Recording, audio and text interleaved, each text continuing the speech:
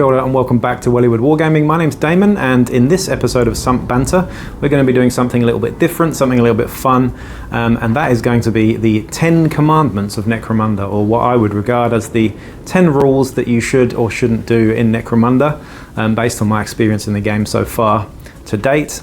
Now, this is just a little bit of fun really, so don't take it too seriously. But first of all, before I get started, apologies that I haven't done any sort of videos like this lately. I've been doing mainly battle reports. I really hope you still enjoy those. But I know that you guys like these kind of videos too.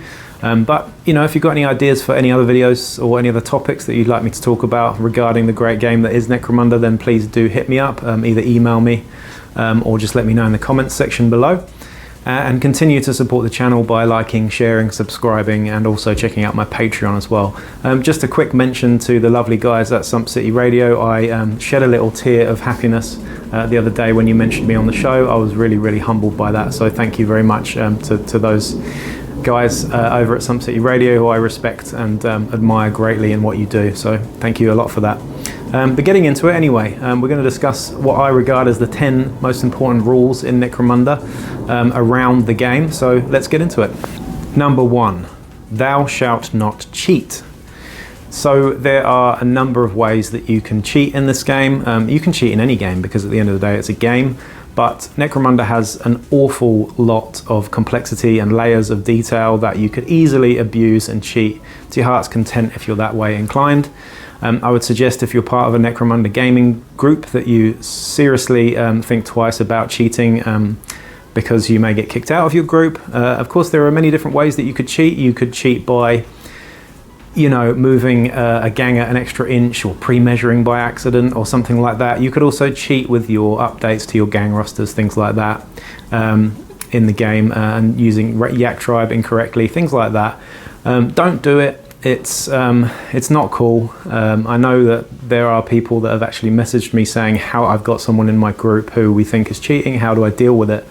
I think you just have to be very polite and amicable and just get together with your arbitrators and discuss the sort of course of action. Usually I think the fluffy approach, the fun approach is the best one, and that's to sort of either give them a bounty in game or make it sort of fluffy in terms of the storyline. Often people cheat without really knowing that they're cheating, I think, and there is an innocence to that too. And I've witnessed that happening in our own gaming groups, where people just don't really know the rules, but instead of asking, they just sort of do it anyway.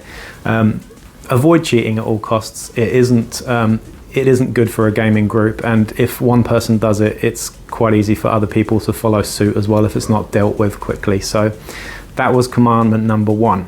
Commandment number 2, thou shalt not abuse rules. Now this is quite easy to do in Necromunda because, like I said, there is so much detail to the game, and there are often rules issues that people can misinterpret, or one person might read one way and one person might read it the other. I would strongly advise you, if you're in a Necromunda gaming group, to always go for common sense over rules as written. So what I mean by that is rules as intended, always over rules as written, I would say, because you can pretty much tell if a rule was written as an intended way, as opposed to the way that it was written sometimes. Sorry if that's a little bit confusing, but what I mean by that is there are a few examples of rules that can be quite sort of obscure and interpreted in ways that can be broken. And there are players out there that I've met and that I've known who have fully taken advantage of those wordings in the rules and been able to abuse them, and it's not much fun playing it that way. I would say always try and play the fluffy option, always try and play the option that actually makes common sense in real world terms. Of course, this isn't a game that's based on reality, but it is a fantasy, but still try and base those rules on actual you know, stuff that would happen in real life. If it's something to do with physics, or it's something to do with just have common sense and common courtesy. Don't argue over rules too much. If the quickest solution sometimes, if you are having an argument with someone over the rules, or at least one person feels very strongly about a rule and the other person feels very strongly about it the other way, then just roll a dice and call it. or have your arbitrator, better yet, have your arbitrator on hand to just make that call and stick to it. You don't want these arguments to go any further, and the last thing you want to do with your gaming group is be held up constantly by people looking through rule books and questioning the rules all the time. Have an arbitrator on hand, or just get through it in the most amicable and reasonable way, I think. Commandment number 3, thou shalt not spam. Now, what do I mean by spam? Of course, I don't mean spam, which is the luncheon meat in a can. I do mean spam by abusing lists in the way that you can just have the same stuff on a whole bunch of guys. So, for example, I could have 10 Escher gangers with 5 credit las guns, or just spam means where you have duplication of the same thing. It's boring to play against. It goes against the fluff of the game mostly, and it's just not very fun generally. So spamming is usually something to be avoided. The worst kind of spamming in Necromunda is hand flamers, web weapons, etc., things like that. Try and avoid it. Try and create a gang list that has got depth and variation in it, because I tell you now, it's so much more fun having a balanced, more colourful gang that has lots of different weapon options and lots of different loadouts. I seriously recommend that.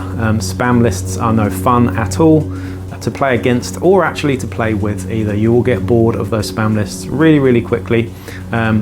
What is and isn't spam? I suppose if it feels like it's spam, then it's spam. I think you'll know if you're spamming stuff. I think you'll know in your heart of hearts if that's acceptable or not. So do avoid spamming. Yeah, that's that one. Commandment number 4, thou shalt not min-max or power game. Personally, and this is only my opinion of course, I do think that power gaming and min-maxing is something that goes against the spirit of Necromunda.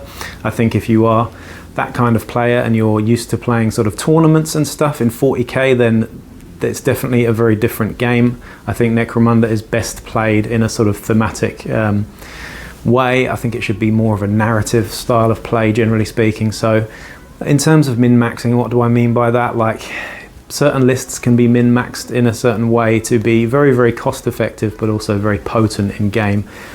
Again, I think this goes against the spirit of the game.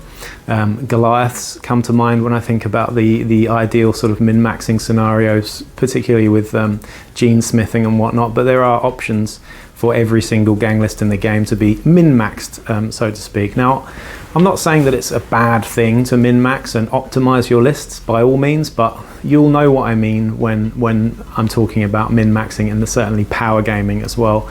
It's no fun to play against, and again, you'll lose friends this way and you'll get bored of it pretty quickly yourself too. Commandment number 5, thou shalt be kind and easygoing. Again, this goes without saying really, just be kind to your fellow people. If you're in a gaming group, be nice to them. Don't be a twat, don't be a bully, don't be racist, homophobic, don't say anything that might offend your fellow people. Try and enjoy your time with them because they're your friends at the end of the day. Just be a nice person, don't be a dick, I think is the golden rule here. And I shouldn't have to say this, I suppose, but yeah, it's just one of those things, I suppose. Always be kind, don't be a dick.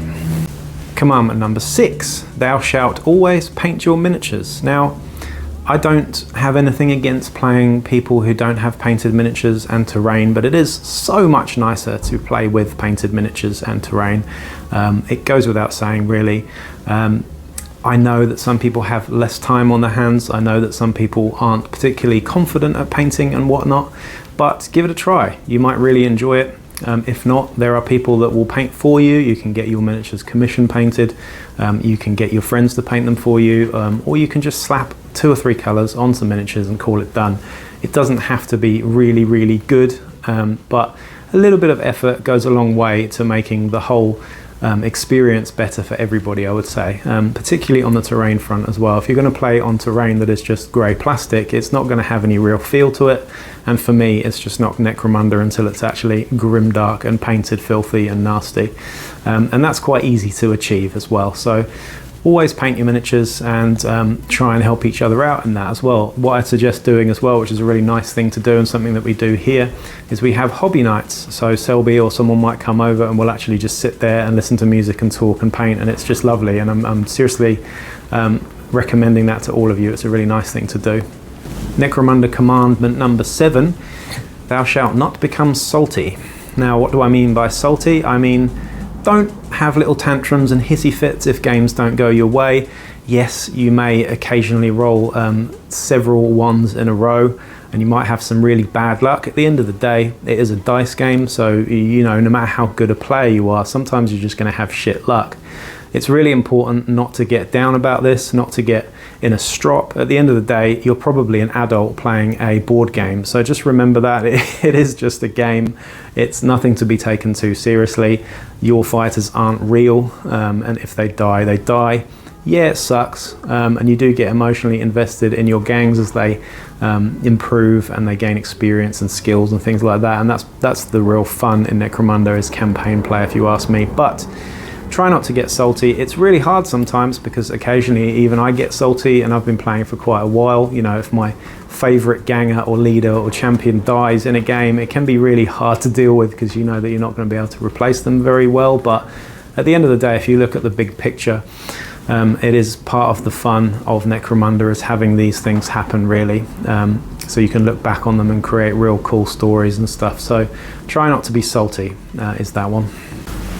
Number 8 now. Thou shall not be unwashed or unclean. I would say, it sounds a bit harsh, but if you're playing in a gaming group with a bunch of other people who are all your friends and you respect and get on with, I would strongly suggest just making sure that your personal hygiene is at least decent. If you've got really bad breath, or you smell a little bit and you've got a bit of BO or something, just be really considerate to your fellow players, and know that if you're in a small room together that doesn't have much ventilation, it can be really unpleasant if you turn up a little bit stank. So I'm not trying to be not too harsh there, but it's just common courtesy to actually take care of your personal hygiene and not to offend anybody else. This can be a really tricky issue in a gaming group as well, because often you don't really know that there's an issue until somebody says something. So I would advise you all to politely tell your friends if they are a little bit stinky. Just say, hey, there's some deodorant. I actually keep some deodorant in the garage as well, and I know some of you might think this is really harsh, but it is really important. So please do just have a little bit of common courtesy and do wash your pits, basically. That's all I'm saying. Number 9. Now this one really depends on the environment that you're playing in, but thou shalt bring snacks and drinks is definitely a big one for me. If I'm hosting people, or you know, people are coming over to my house and using my electricity and all that stuff, I'm not saying that you absolutely have to, but it would be really nice if you did bring snacks and drinks for the sort of communal effort. I think this is really important. If you're playing out in a pub or something, buy each other drinks and just be kind. You're a group of mates at the end of the day, so bringing snacks and drinks is something that's very important. It helps lift the spirit of a game and makes things all much more easygoing and much more of a social event. It can be a little bit weird when you've got nothing to drink and you're getting a dry mouth and you're talking about Necromunda in loads and loads of detail to each other. So bring some drinks, bring some snacks. Highly recommend it. It will make the experience better for everybody. And it's just showing common courtesy to the person who's actually putting you up as well. So there you go. Now for the last one, and the most serious one actually. This is commandment number 10 when it comes to Necromunda, and that is, thou shalt not play corpse grinders. Now, of course I'm joking, you can absolutely play corpse grinders, but bear in mind that they are one of the power lists in the game, and if you're a new player, then absolutely play them. But if you're an experienced player and a veteran who is quite tactically sound, then corpse grinders are probably one of those gangs that aren't going to earn you any friends anytime soon. So just be mindful of that. I've actually had a few messages from people saying that corpse grinders are really hard to deal with and stuff, but there's always a way around these things. And I'm probably going to do a video at some point soon with maybe an actual counter or ways to beat every single gang in the game. I think that would be great. So if you've got any suggestions on ways to beat corpse grinders, not just corpse grinders, but any other gang in the game, or strategies that you employ that help you beat these troublesome, difficult gangs in the game, then I'd really like to know actually. So please just email me with a list of stuff and tactics and strategies that you employ to beat gangs, and I'll make a video on it. But that's it from me for now. The next one's probably going to be another battle report, actually, as I think the Cawdor will be coming over and challenging me really soon for something anyway, and my Venators are doing particularly well at the moment, so we'll see how that goes. But that's it from me. Hope you enjoyed that. Peace out.